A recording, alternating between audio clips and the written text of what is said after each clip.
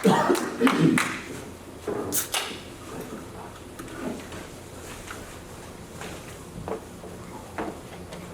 afternoon, everybody. My name is Dan Luoma, and I'm with the Jonathan Daniel Luoma Foundation. On May 10th, 2016, while traveling for business, I was in California sitting in a hotel room, preparing to fly out the next morning to my next destination. I had been on my third week of a 4-week sales trip to try and fill up the company with work for that summer. It was there I received a call that would change the course of every aspect of my life. In the early evening of May 9th, 2016, my son John passed away. John died by suicide. He was 23 years old and an active duty Navy corpsman. John left behind 2 wonderful children and a family that loved him dearly. What I would like to share is John's life and how he got to a place where he thought suicide was the only option, but also how this tragedy shaped my personal and professional life and how faith has been my guide through it all. John's life was rather normal. He was very outgoing, active on many fronts. John got his Eagle Scout at 14. He had a Navy recruiter come and speak at his award ceremony, and ever since then, at age 14, he wanted to do nothing else than join the Navy. When John graduated in 2010, at the age of 17, he was off to boot camp.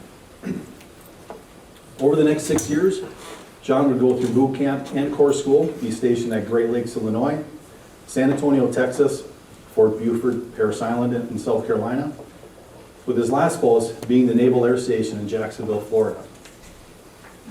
Through his stops, he would get married and have 2 children, a girl Nevaeh and a boy Jacob. All would seem great in John's life, from the outside looking in. After John passed away, I had requested a copy of the naval investigation into John's death.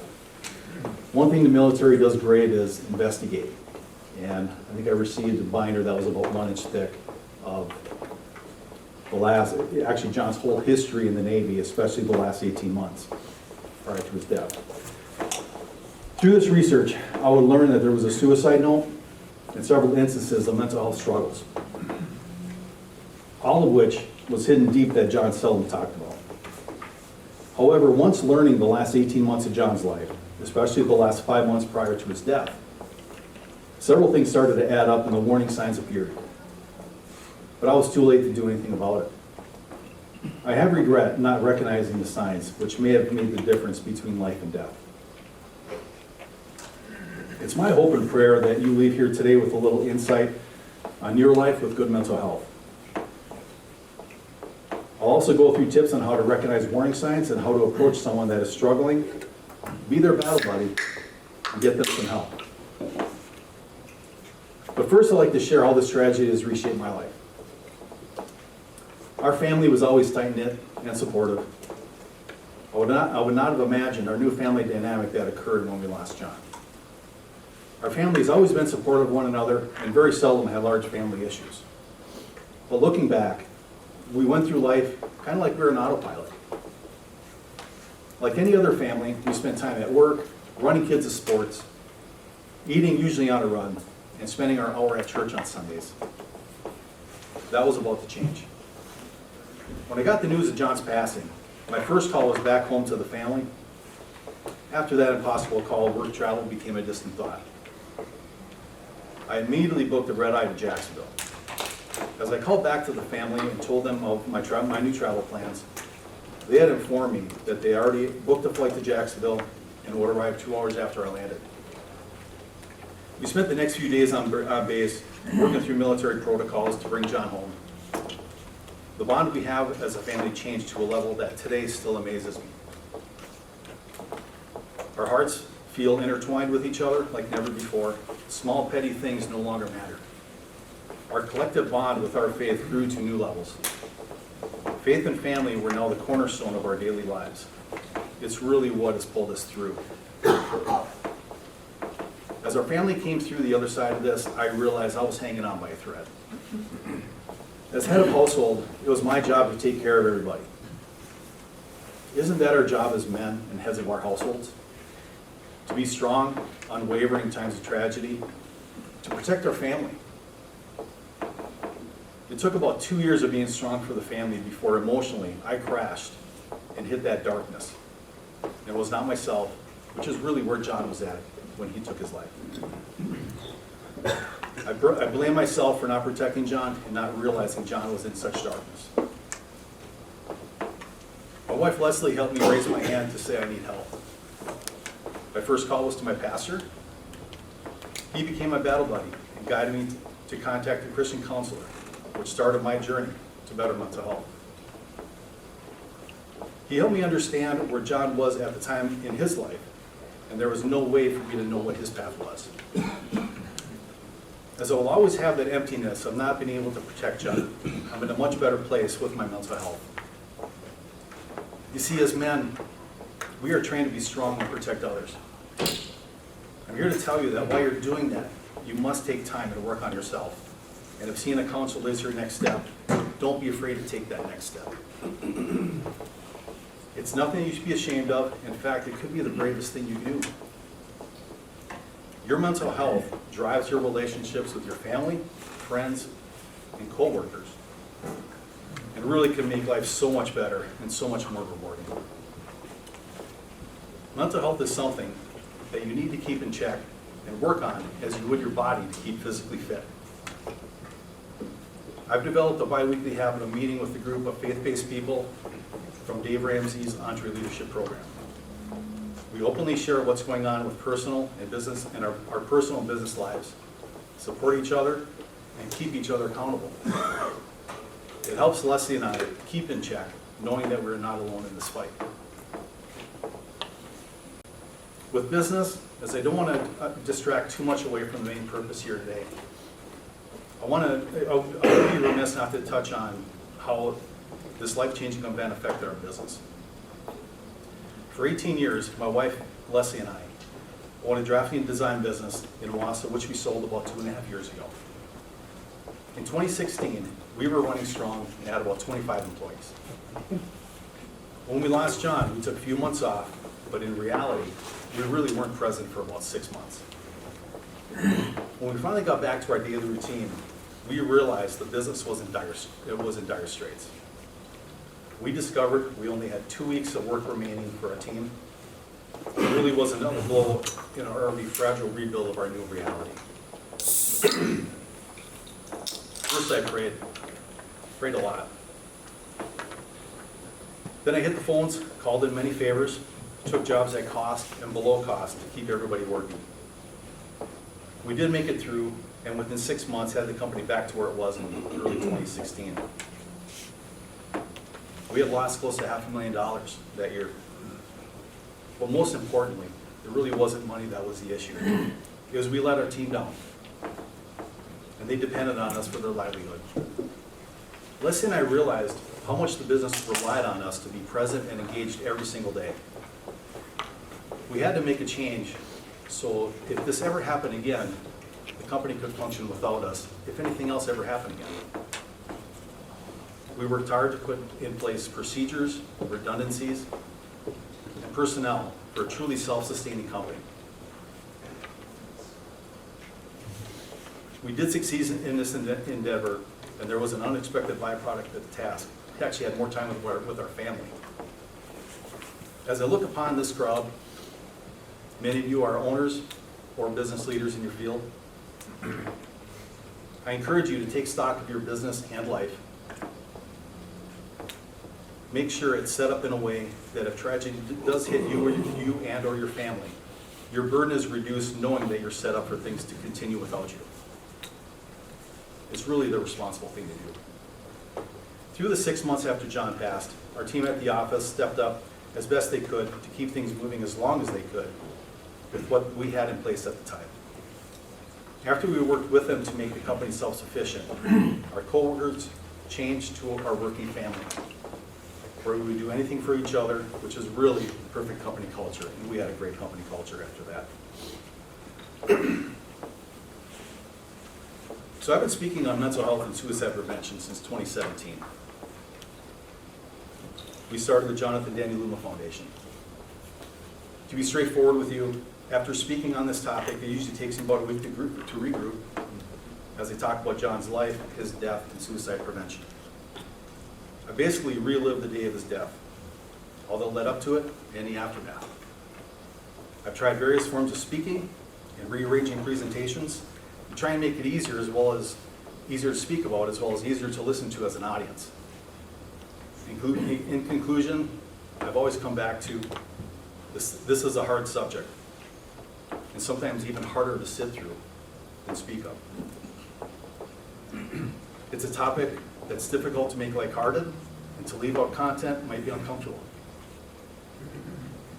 It's a topic that's about preventing death and living life. So there's really only one way I know how to approach it, and that's head on. So here we go.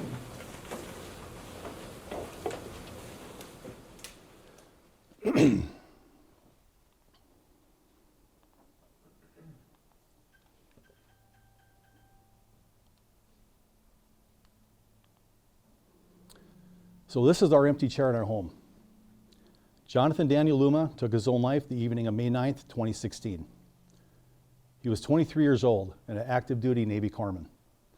That night, our family lost a son, brother, brother-in-law, and father. We miss John every day. My memories have been changed forever. These are now the last memories I have of my son.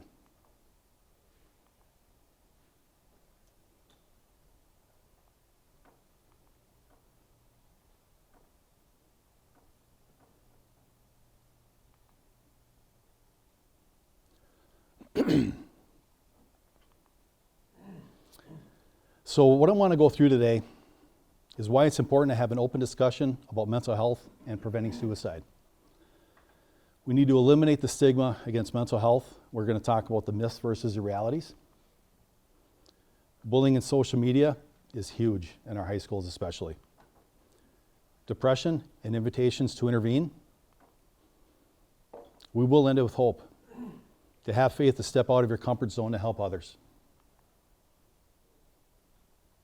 Some of the statistics. More than 1.3 million people attempt suicide every year in the US. In 2021, men die by suicide 3.9 times more than women. Males account for over 70% of suicide deaths. More than 15 million people with thoughts of suicide in the US every year. And worldwide, more people die by suicide than from all homicide and wars combined. It's an incredible figure. In the US, in Marathon County, it's the second leading cause of death, those ages 15 to 21. During the pandemic, there was a 31% increase on death by suicide. In Wisconsin, suicide deaths have increased from 588 in 2020 to 921 in 2022. An increase of 56% in just 2 years. Suicide rates among active duty military members are currently at an all-time high and have kept on increasing over the last 5 years. America's Warrior Partnership recently released a report. Veteran suicide now up to 24 from the number of 22 we've all come to know. 24 veterans take their lives every day. Excuse me.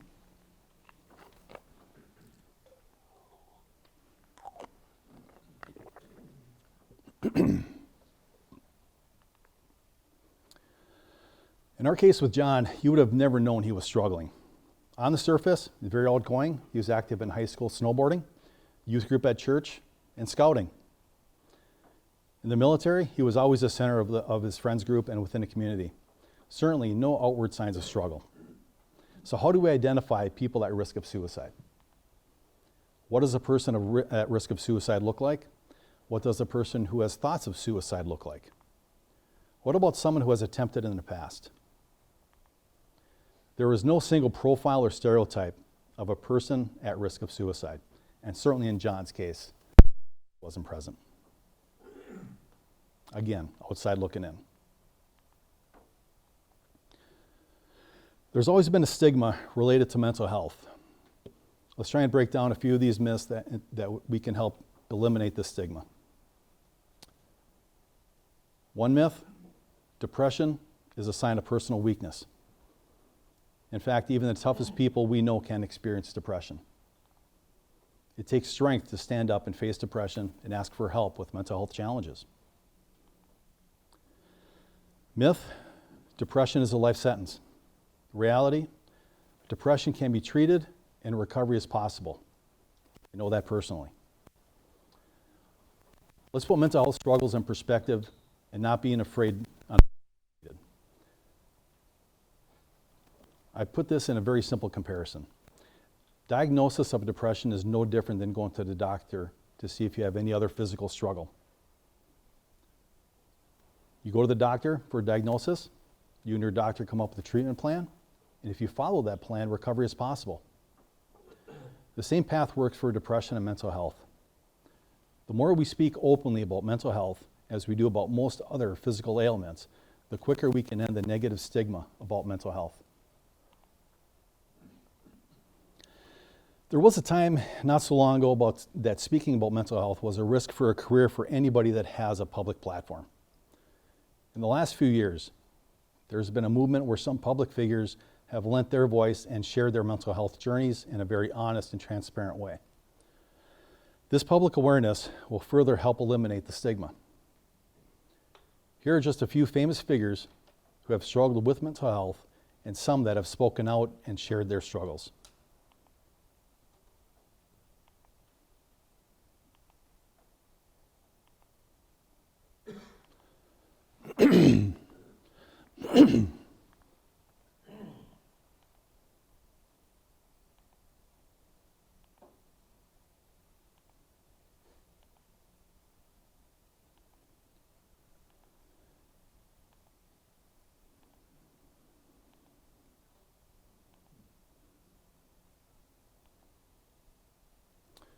Aaron Rodgers especially has been pretty outspoken about his mental health and being very forward about it. I need to be honest about something here. I could not put him in a Jets uniform in this presentation. I'm sorry, had to keep it as Packers. With more public influential people speaking up and speaking out, I believe we are finally seeing a massive shift on how the media reports on individuals who are struggling with mental health. The event that I think changed things was a reporting on Simone Biles. She withdrew one day prior to her events on the 2020 Tokyo Olympics. She was very open about her struggle with mental health and the reason why she withdrew. I do hope that people can relate and understand it's okay to not be okay. It's okay to talk about it. There are people that can help. There's usually light at the end of any tunnel. We think we can do it on our own, but sometimes we can't. So use every outlet given to you. And I remember when this happened, there were some news outlets that were complaining about being a team player, things of that nature. But man, she stuck to her guns. And I think since that has happened, it's really changed the perspective to where we are today, which is awesome. So why does suicide occur? Social isolation, loneliness, low self-esteem. Feelings of intense loss, grief caused by death of a loved one or breakup of a relationship. Certainly I fell in that category. Severe family, school, work, and social problems. Victim of abuse or violence. Family separation or divorce. Difficulties dealing with life changes. Serious illness. Bullying and social media, which is really running rampant in our high schools these days. I debated whether to take these slides out because my last presentation was with a high school youth group where I talk heavily on bullying and social media, but I know there's parents in the crowd, so I wanted to leave these in. Hopefully it'll help you with your kids. Definition of bullying: seek to harm, intimidate, or coerce. Cyberbullying: the use of electronic communications to bully a person, typically by sending a message of intimidation or threatening nature. Tough stats again. 90% of students have either been bullied or been the bully. while over half of young people do not tell their parents when they are bullied or cyberbullied. The effects and signs of being bullied are similar to the signs of depression, which sometimes lead to suicide. We need to get involved, stand up for others.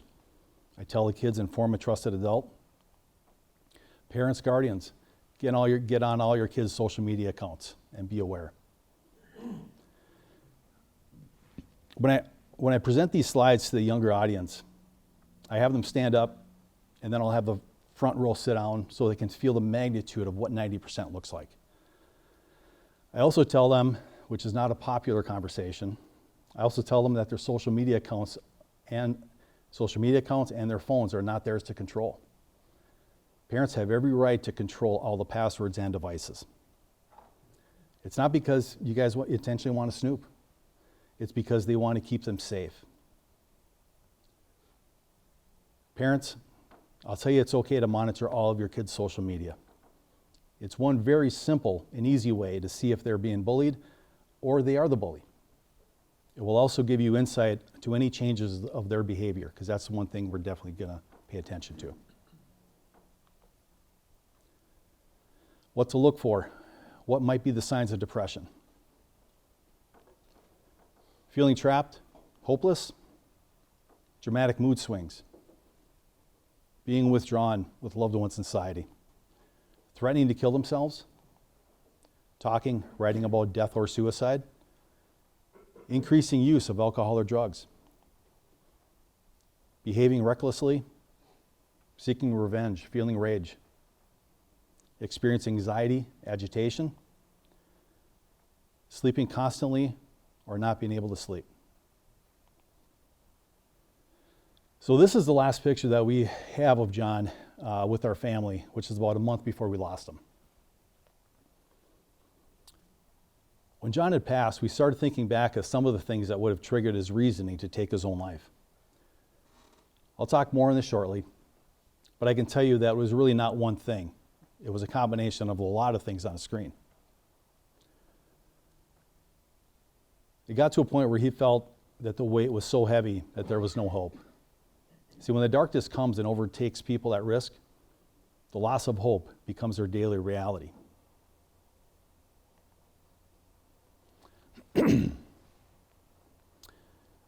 So about a year after we lost John, Leslie and I had the opportunity to go meet some of John's shipmates in Jacksonville. We had a great day together, but the conversation obviously went to what happened, what led up to it, what did everybody recognize. When we started talking, not everybody had the full story. Everybody just had one piece. Oh man, I recognize John doing this. Oh man, yeah, but I recognize him doing this. Well, no one really knew all of it as you put it together.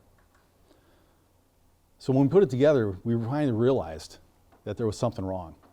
For example, John was acting out, not in a negative way, but in a way he craved people to be around him. He was lonely. He was drinking a lot. He needed to drink to fall asleep. He was missing work. He was late for work. And when he was at work, he was tired. He had a lot of mood swings. There was a recognizable decline in his health and demeanor.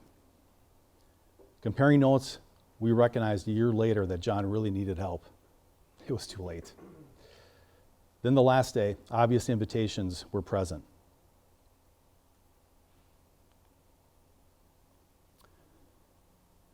So I can tell you firsthand that in most cases, people at risk will give you an invitation to start the conversation about suicide. In John's case, it was a few things that I can look back with hindsight. The one thing I would like to share is a very public invitation to intervene. This was John's last Twitter post, which was at 11:19 on the day of his passing.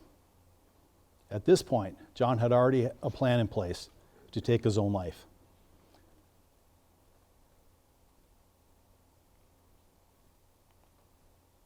Hey, it's John. Just calling to see what's up, see how you doing. Talk to you later. I'll be fine. After receiving this voicemail, about 4 p.m. the afternoon of May 9th, I called John back, which would turn out to be just a few hours before we lost him. In that conversation, there was sadness, loneliness to the degree I've seldom heard when we were talking to him. But at the end of the conversation, he told me that he planned to see his kids that weekend. He was talking about positive things he was doing in the future. So I encouraged him to look towards those positive things. First, I'll encourage you to get on all your families and friends' social media. I was not on Twitter and did not see the post until a few days later. Looking back, these would be clear invitations to ask some of the questions that we're about to go through. Now for the positive news. There is positive news. Let's change hope. Let's change despair to hope. We know how to recognize the signs. We know how to look for invitations to intervene. Then what do? Through Living Works, I've been trained with suicide prevention, and we practice safe talk. How do we approach those at risk and ask? For those at risk, they may have already entered the dark area of having no hope, and it's difficult, if not impossible, for them to raise their hands for help. Be respectful and caring. Start with something obvious, such as, how are you? Ask open-ended questions and keep them engaged and communicating. Find the opening to use the word suicide. Are you thinking of suicide? Are you thinking about taking your own life? Get that burden off their shoulders. Most importantly, listen. Listening is the most important aspect of keeping someone safe. Questions to ask and answer and to listen for. You want to be there to listen to their burdens. What would be the reasons for them choosing life? Could it be family, faith, beliefs, sports teams, someone who believes in you, friends, hope, pets? The goal is to redirect their thoughts from their singular thinking of taking their own life, or that singular thinking of being in darkness and depression. And then you want to keep them safe for now. I call it suicide first aid. Our job is to not help solve the issues. It's to get the person at risk to the next level of help. Help build an immediate safety plan and recite it back. Have them recite it back to you as well. Remove any dangers they may have immediate access to, such as pills or firearms. Do not leave them alone. Stay with them until their contact arrives. Again, with the safety plan you developed. Be their battle buddy. Because when you're in that darkness, it's really hard for them to raise their hand, because they're really not themselves anymore. What's our fear? What if I say the wrong thing and they die? I don't know what to say. I'm not a therapist. What if you actually said that? I don't really know what to say. I don't want to say the wrong thing. I don't want you to die. I care. So I will listen. Together we can come up with a plan to do what's next, so we can find the right kind of help. The obvious don't. Don't dare him or her to do it. Don't ask why. This encourages defensiveness. Offer empathy, not sympathy. Don't act shocked. This will put distance between you. Don't be sworn to secrecy. Seek support. So now that I've shown you a few things on how to possibly recognize a person at risk and how to approach them and talk with them with the Safe Talk model, it's my hope that now you have a few tools that if you're struggling, you can ask for help, or if you know of anybody that could use a battle buddy, you have the tools to get out, to help them out and get them to a trusted person to further their journey out of the darkness. I don't know the outcome if I would have had these tools in the last days with John, but I sure would have loved to see what would have happened if I did.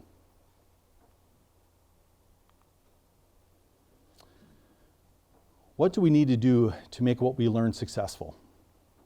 We need to get out of our comfort zone. For me, I have to lean on my faith. As I've stated, it's very difficult to not only do research to put all this together in a presentation and relive May 9th every time, but I know I got to get out of my comfort zone. Stand up here in front of you today in order to share my story and give you some tools that could save others. Know that when you move away from your comfort zone to help others, God will guide you every step of the way. Joshua 1:9. Have I not commanded you? Be strong and courageous. Don't be frightened, and do not be dismayed. For the Lord your God is with you wherever you go. As a family, man, we have some awesome memories of John and are blessed to have had 23 years with him. But we miss John every day. We know John's waiting for us in heaven. We also understand what our new reality is without John.